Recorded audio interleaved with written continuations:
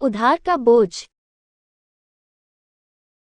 एक बार किसी वित्तीय समस्या में फंसकर तेनालीराम ने राजा कृष्णदेव राय से कुछ रुपए उधार लिए थे। समय बीतता गया और पैसे वापस करने का समय भी निकट आ गया, परंतु तेनाली के पास पैसे वापस लौटाने का कोई प्रबंध नहीं हो पाया था। सो उसने आर धार चुकाने से बचने के लिए एक योजना बनाई।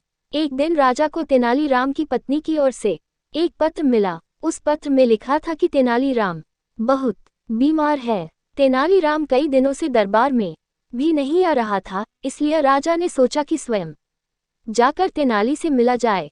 साथ ही राजा को भी संदेह हुआ कि कहीं उधार से बचने के लिए तेनालीराम की कोई योजना तो नहीं है। राजा तेनालीराम के घर पहुंचे। वहां तेनालीराम कंबल ओढ़कर पलंग पर लेटा हुआ था। उसकी ऐसी अवस्था देखकर राजा ने उसकी पत्नी से कारण पूछा। वह बोली, महाराज, इनके दिल पर आपके दिए हुए उधार का बोझ है। यही चिंता इन्हें अंदर ही अंदर खाए जा रही है और शायद इसी कारण ये बीमार हो गए। राजा ने तेनाली को सांत्वना दी और कहा, तेनाली, तुम परेशान मत हो। तुम मेरा उधार चुकाने के लिए नहीं बंधे हुए हो। चिंता छोड़ो और शीघ्र स्वस्थ हो जाओ। ये सुन तेनालीराम पलंग से कूद पड़ा और हंसते हुए बोला, महाराज, धन्यवाद। यह क्या है तेनाली? इसका मतलब तुम बीमार नहीं थे। मुझसे झूठ बोलने का तुम्हारा साहस कैसे हुआ?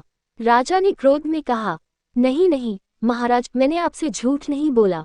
मैं उधार के बोझ से बीमार था। आपने जैसे ही मुझे उधार से मुक्त किया, तभी से मेरी सारी चिंता खत्म हो गई और मेरे ऊपर से उधार का बोझ हट गया। इस बोझ के हटते ही मेरी बीमारी भी जाती रही और मैं अपने को स्वस्थ महसूस करने लगा। अब आपके आदेशानुसार मैं स्वतंत्र, स्वस्थ व प्रसन्न हूँ। हमेशा की तरह राजा के पास कहने के लिए कुछ न था। वह तेनाली की योजना पर मुस्कुरा पड़े।